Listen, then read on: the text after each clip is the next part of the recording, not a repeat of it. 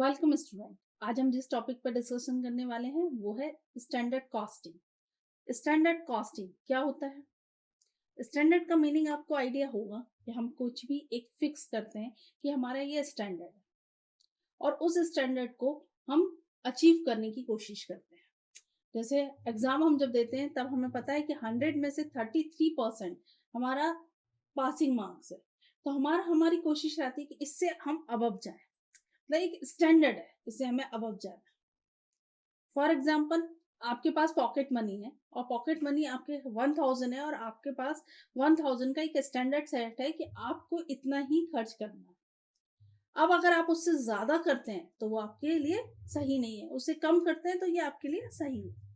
इसी तरीके से हमारे बिजनेस के अंदर होता है, जब हम प्रोडक्शन करते हैं तो प्रोडक्शन करते समय हम एक स्टैंडर्ड कॉस्टिंग डिसाइड करते हैं कि हमारी प्रोडक्ट की क्या स्टैंडर्ड कॉस्टिंग आएगी, उसमें टोटल एक्सपेंसेस कितना रहेगा, वो फिक्स कर और जब हम उसे इम्प्लीमेंट करना शुरू करते हैं फिर हम एक्चुअल कॉस्टिंग हमारे पास आती है कि कितनी स्टैंडर्ड कॉस्टिंग। ठीक है, मतलब जो हमने पहले से प्री डिटरमाइंड की हो कॉस्ट को, वो हमारी स्टैंडर्ड कॉस्टिंग होगी। Now is clear? And standard costing is the second cost control tool.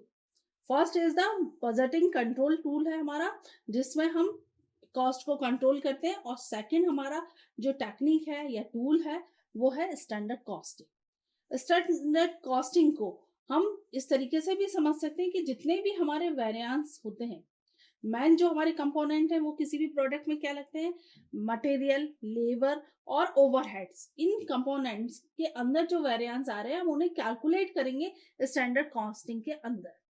तो चलिए अब आगे हम सारे न्यूमेरिकल के थ्रू और सारे सेपरेट टॉपिक के थ्रू इसको हम पढ़ते हैं और समझते हैं।